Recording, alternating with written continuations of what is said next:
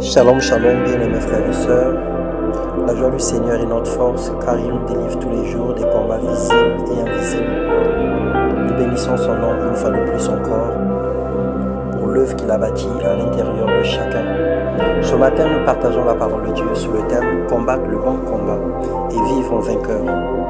Dans Sophonie, le chapitre 3, le verset 17, il est écrit « L'Éternel, ton Dieu, est au milieu de toi comme un héros qui sauve. Il fera de toi sa plus grande joie.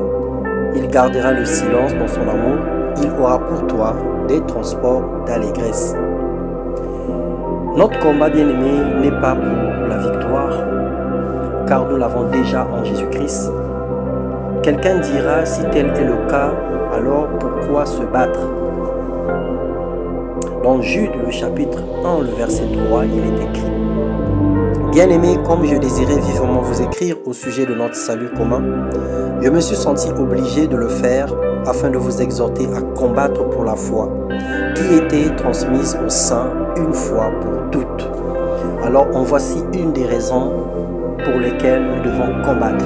Nous ne combattons pas pour la victoire, mais nous combattons dans la victoire. Et nous n'avons pas besoin de combattre pour avoir la victoire parce que nous l'avons déjà. Alors s'il y a un combat que nous devons engager, c'est le combat de la foi.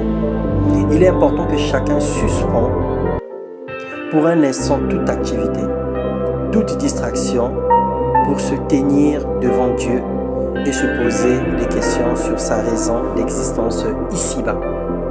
Fais une pause mon frère, fais une pause ma soeur et pose-toi la question: quelle est la raison de ton existence? Pourquoi Dieu t'aurait créé?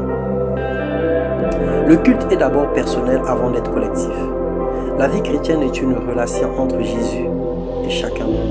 Ta mission n'est pas collective.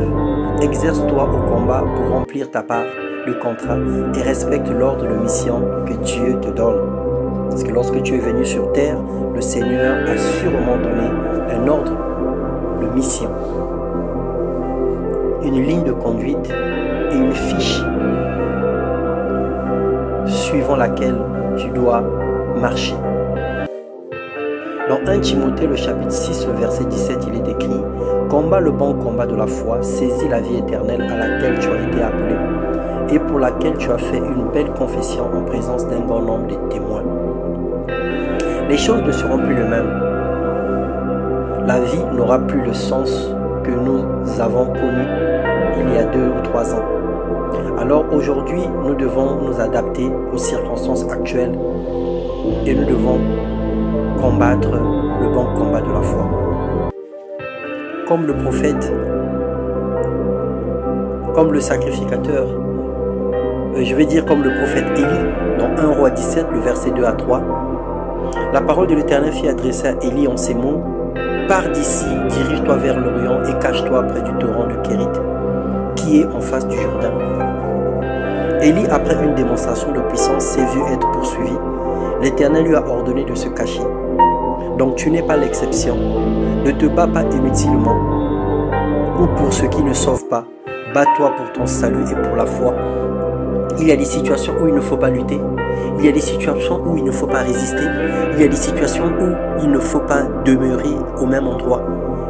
Il y a des situations qui arrivent dans ta vie où le Seigneur t'encourage à partir, à abandonner, à lâcher prise, à laisser tomber et à partir de l'autre côté.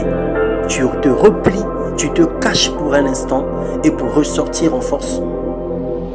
Alors le Seigneur est notre guide et il ne nous abandonnera pas dans ce combat. Il nous soutiendra toujours. Alors ce matin, nous voulons prier. Seigneur, nous ne sommes pas en punition, mais sous le coup de ta grâce. Car tu as donné ta vie pour nous. Tu veux nous montrer ton amour au travers des événements actuels. Nous te rendons grâce et nous prions que tu puisses prendre le contrôle de toute situation dans nos vies. Que tu nous guides, que tu nous diriges. Nous prions, Seigneur, que dans nos épreuves, que dans nos combats, que nous sortions vainqueurs, que nous demeurions fermes et inébranlables, parce que tu as tout accompli à la croix de Golgotha. Laisse que tout l'honneur, la gloire te reviennent. Soutiens notre foi, affermis-nous chaque jour, dans le nom puissant de ton Fils et unique Jésus-Christ. Amen. Que le Seigneur vous bénisse. Bonne et excellente journée. Que la paix du Seigneur et la grâce soient votre partage. Que tout ce que vous allez faire puisse connaître une réussite. Que tout le ouf fera la plante de vos pieds, que Christ vous le donne en possession. Et que toute arme de l'ennemi forgée contre vous soit annulée sans effet. Tout mauvais sort dressé contre vous tombe sous le pouvoir du Saint-Esprit.